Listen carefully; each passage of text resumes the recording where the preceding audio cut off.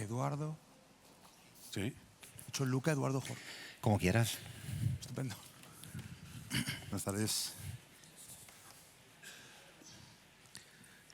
Joder, no se ve absolutamente. Muy buenas tardes y disculpar porque no se ve absolutamente nada. Estamos como detenidos en la comisaría de policía. Pues bienvenidos, gracias por vuestro tiempo, por vuestra presencia. Os voy a... Bueno, han hecho ya la introducción, pero os voy a repetir un poco los temas, porque la verdad es que nos preparamos esta reunión hace unos días y los tres puntos que queremos abordar son herramientas tecnológicas para asesorar a los nativos digitales, la importancia de estar update, aquí nos da para hablar 2 días. Habilidades sociológicas para atender a 3 generaciones, sobre todo nosotros que somos boomers. Y el último punto es el reto del equilibrio entre la tecnología y el trato personalizado. Entonces, si queréis, vamos a empezar de Jorge hacia Luca. Y sobre todo, recuerdo que cuando preparamos la ponencia estábamos hablando de herramientas tecnológicas y me decías que es que aquí el gran reto es que la tecnología va tan rápido, ¿no?, que tienes que estar totalmente actualizado y va a una velocidad de vértigo. Totalmente. Entonces, tenéis que estar siempre, digamos, con la lengua afuera, atendiendo proveedores, engancharos a una cantidad de apps. Cuéntanos desde vuestra posición, desde GVC Gaesco, ¿a qué retos tecnológicos os plantean todos los días? Tenéis que hacer caso porque luego viene todo esto de atender, todo el tema de la inteligencia artificial, pero cuéntanos un poco cuál es vuestro día a día y los retos que tenéis a día de hoy con tanto, digamos, boom tecnológico, ¿no? Sí. Bueno, nosotros lo que vemos, al final, nativo digital se le define al que ha nacido con móviles y con maquinitas en las manos, ¿no? Pero yo lo que estoy convencido, hasta mi madre con 82 años, pues utiliza ya el iPad como cualquier joven. Entonces yo creo que nativos digitales somos casi todos, ¿no? Entonces tenemos que intentar desde las entidades financieras pues adaptar la tecnología con la que prestamos servicio a los clientes pues para cualquier rango de edad, ¿no? Desde un chaval de 18 años que empieza a ahorrar sus primeros ahorros hasta una persona de 82 años que, como mis padres, pues no han tocado un ordenador en su vida, ¿no? Entonces, adaptar todo eso con lo rápido que va la tecnología, al final te tienes que apoyar con terceros, ¿no? Es muy difícil que una entidad financiera pueda desarrollar todo in-house. O sea, es verdad que grandes bancos, pues una Caixa, un Santander, un BBVA, sí que tiene músculo de desarrollo para desarrollar internamente todos los servicios, que tampoco lo hacen, se apoyan en terceros, pero nosotros, desde luego tenemos que ir buscando al mejor en cada campo para ir cogiendo las aplicaciones que mejor pueden satisfacer a nuestros clientes.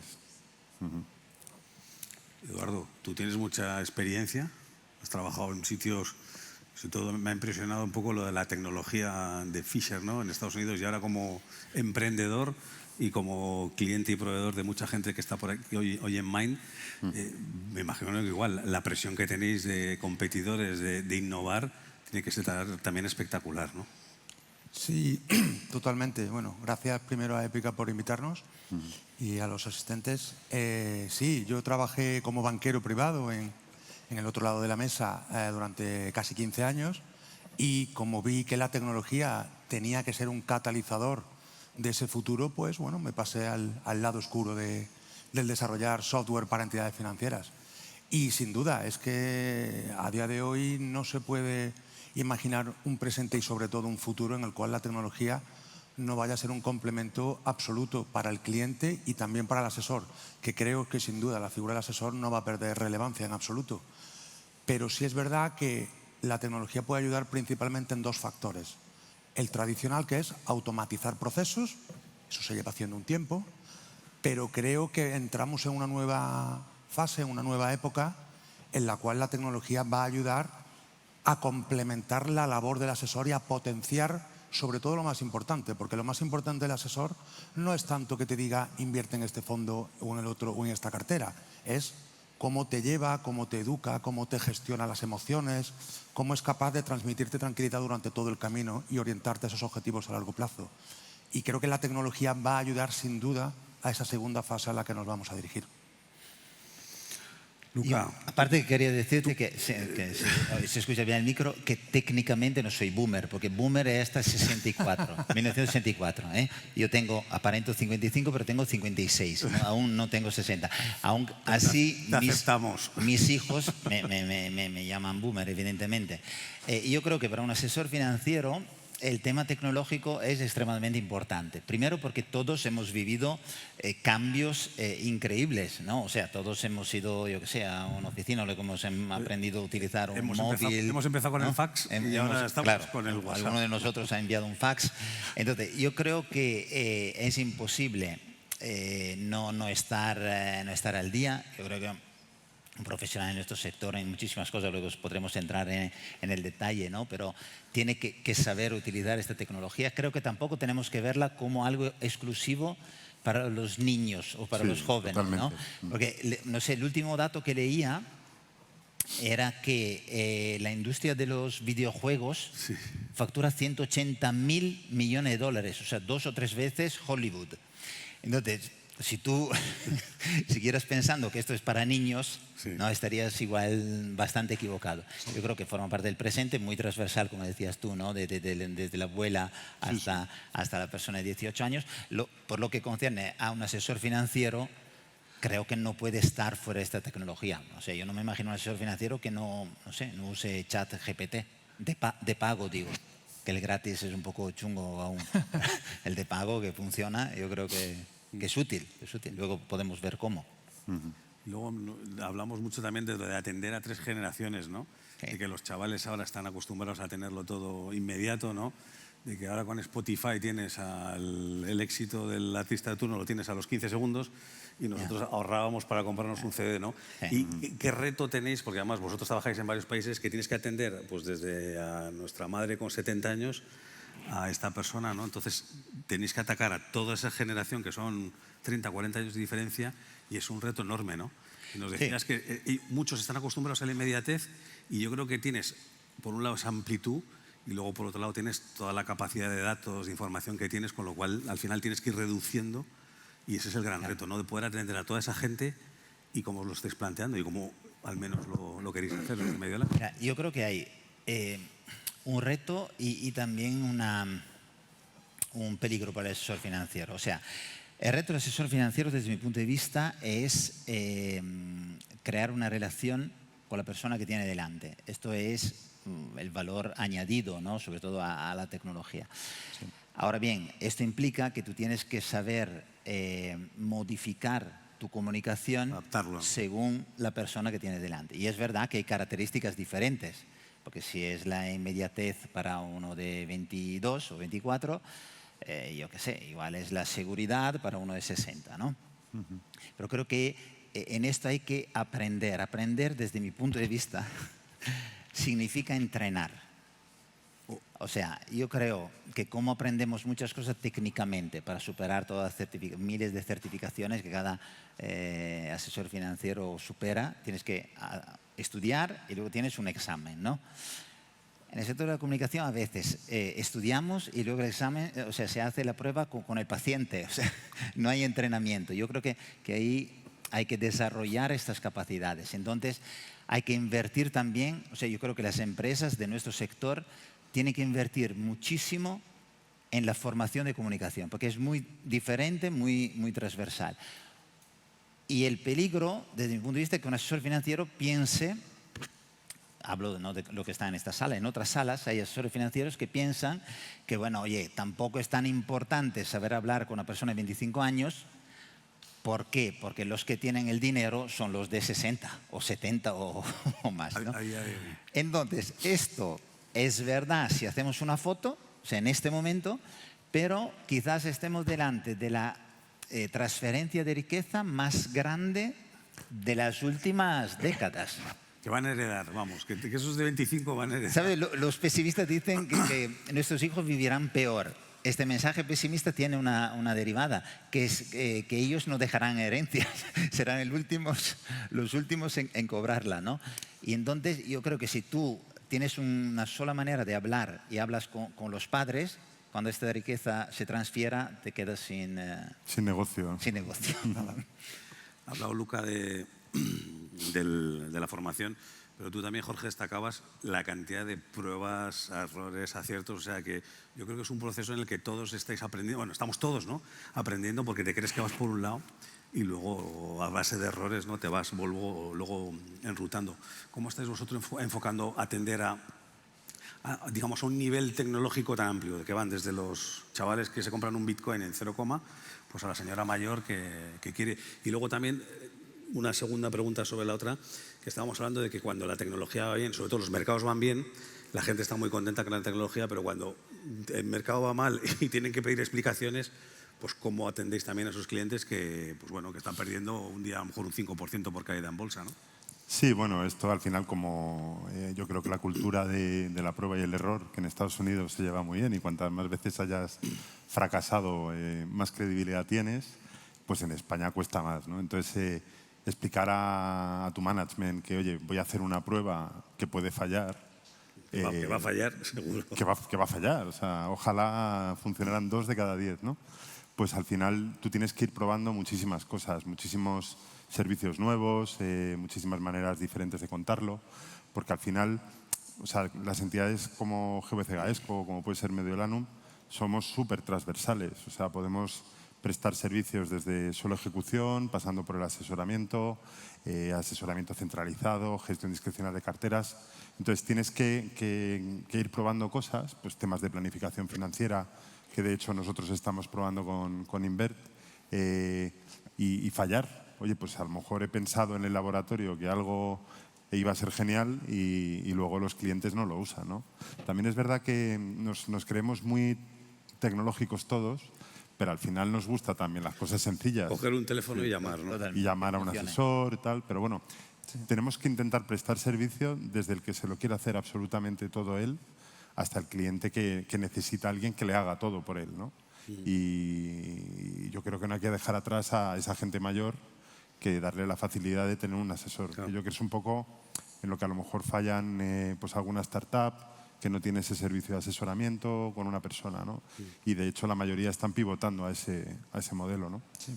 Que es lo que me acuerdo que hablábamos de un palabra que es infoxicación, ¿no? Sí. Que de tanta información, pues te intoxicas de tanta información y que al final el cliente se paraliza, ¿no? Justo, y además, tú antes hablabas del caso de Spotify o cualquier otro, ¿no? En la conversación que tuvimos previamente los 4, hablábamos de cómo se puede comprar un Bitcoin, una acción, con 3 supuestos clics. Pero cuando hablamos de asesoramiento, 3 clics no se puede. Pero lo que sí es verdad que la manera en la que ve la información, la interpreta, la contextualiza, la entiende, se personaliza, que no te salga un café para todos, eso es fundamental. Eso es lo que hace que el asesor, mientras está hablando con el cliente, utiliza la pantalla para decirle, mira, ¿ves esto? Ah, ¿y ves que esto implica esto? Sí. ¿Y ves cómo esto afecta aquí? Vale. Y le estás educando mientras le estás enseñando con sus números, con sus circunstancias y sus metas, todo lo que estás haciendo. Y a partir de ahí es cuando yo digo lo que comentaba antes, de que el asesor financiero puede potenciar esa labor de educar al cliente y de llevarlo al terreno de la confianza, porque no es algo, un café para todos, no, te estoy haciendo algo para ti.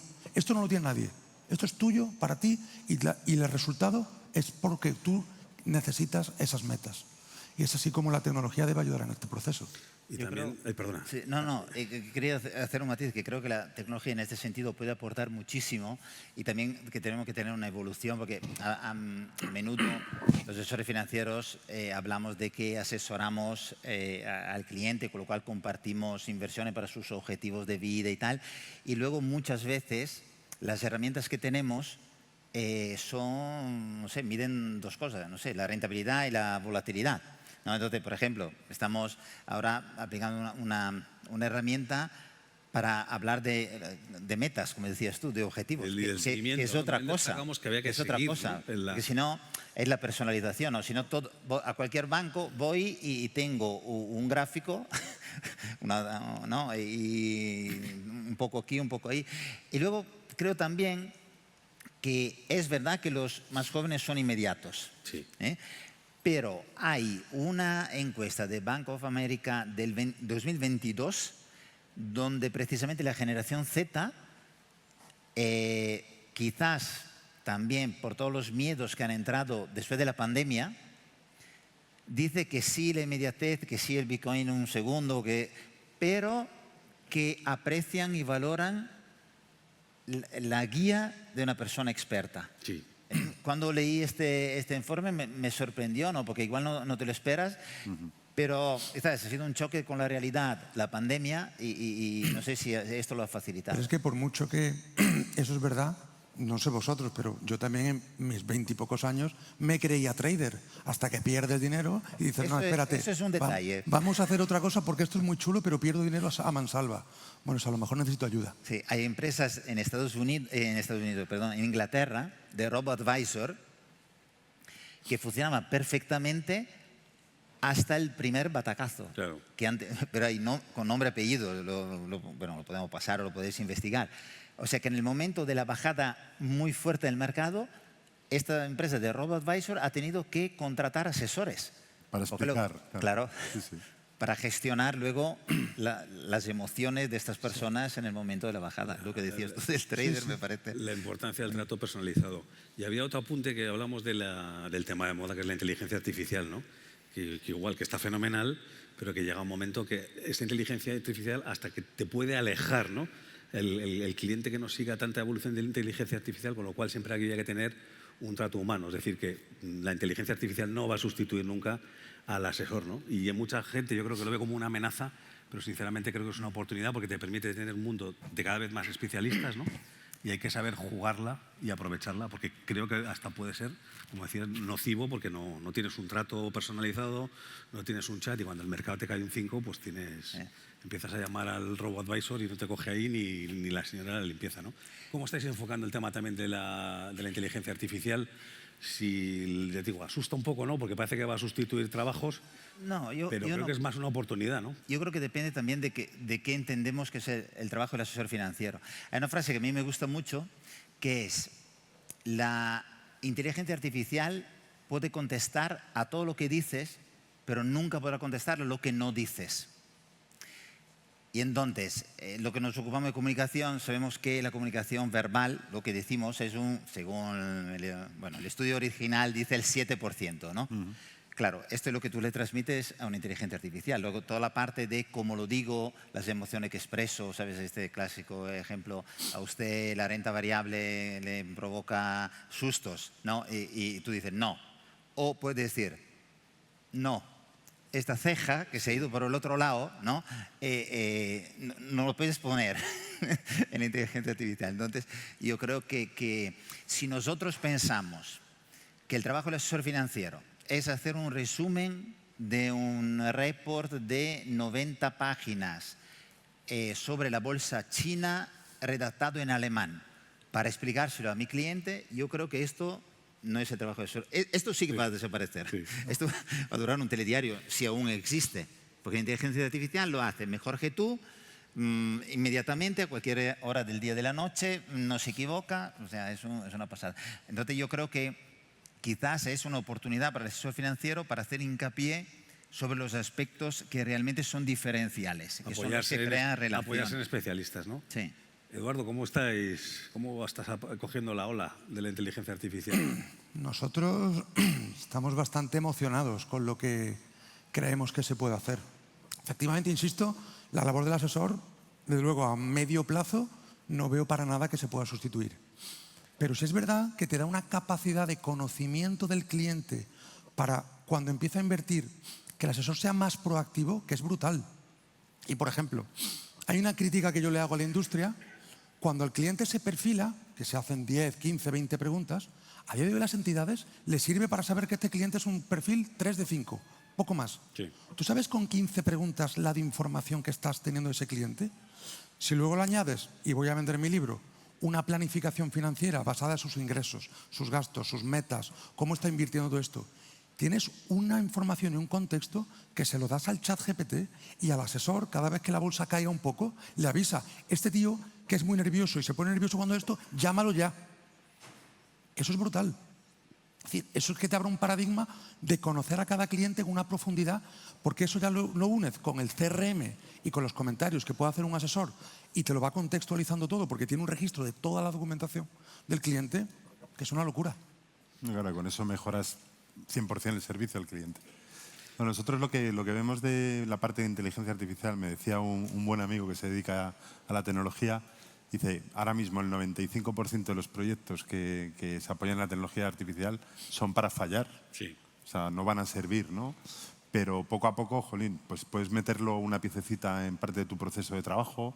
Oye, pues que me ayude un poco con la selección de productos, entrenándole, ¿no? Dándole unos inputs. Pero estoy completamente de acuerdo con vosotros. O sea, va a ser muy difícil, por el momento, ya veremos, que se sustituya el trato humano y personal. Aunque luego lo que dice Eduardo tiene toda la razón.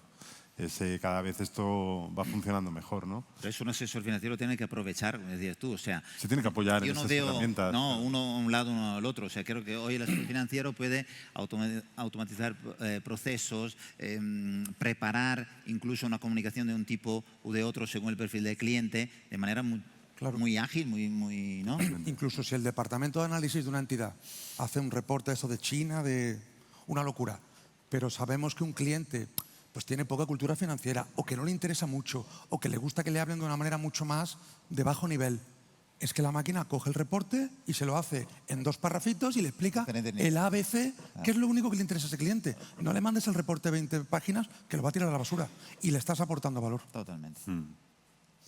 Lo que pasa es que lo que me preocupa es que el potencial es ilimitado, pero en las entidades, bueno, tú estás más como proveedor, o sea, que estás, digamos, corriendo detrás, pero en entidades como vosotros esto es exponencial, mucho prueba-error, pero esto va a llevar años. Yo creo que de momento estamos ahora mismo en un porcentaje ínfimo, ¿no?, de la capacidad que tiene la tecnología, la IA, ¿no? O sea, va a llevar años, no sé. Sí, yo creo que una característica de esta época es que la velocidad que estamos experimentando en estos últimos años es algo que nos cuesta entender porque no pertenece a ninguna época de la historia.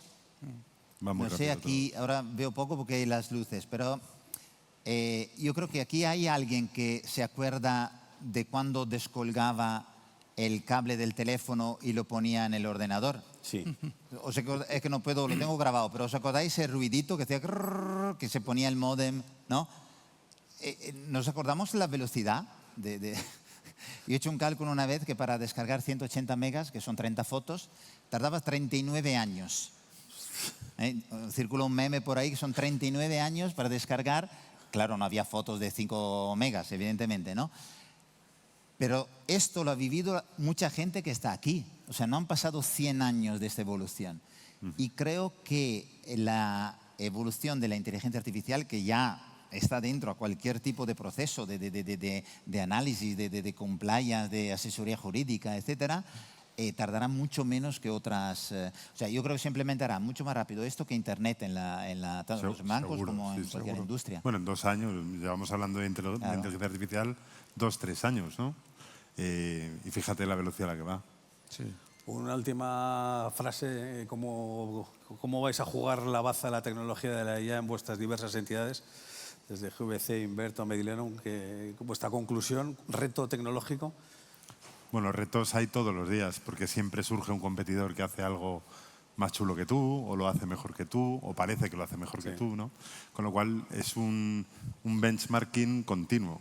O sea, oye, ¿cómo no tenemos esto? ¿Cómo no hemos hecho esto? Y luego los recursos también son limitados, ¿no? Entonces el reto yo creo que es querer hacer todas las cosas que queremos hacer con los recursos que tenemos, ¿no? De tiempo, de personas, de económicos, ¿no? Al final todos tenemos buenas ideas, pero hay que llevarlas a cabo. Hay que llevarlas a cabo. Eduardo, tú que estás del otro lado de la barrera. Yo veo muchos casos de uso desde la parte puramente de inversiones, que no es donde nosotros nos metemos, pero sí obviamente a la hora de gestionar carteras. Antes de ayer hablaba con una persona de un podcast que vamos a sacar en mi empresa, Salvador Mas, de GPT Advisor, que hablaba de un caso muy chulo.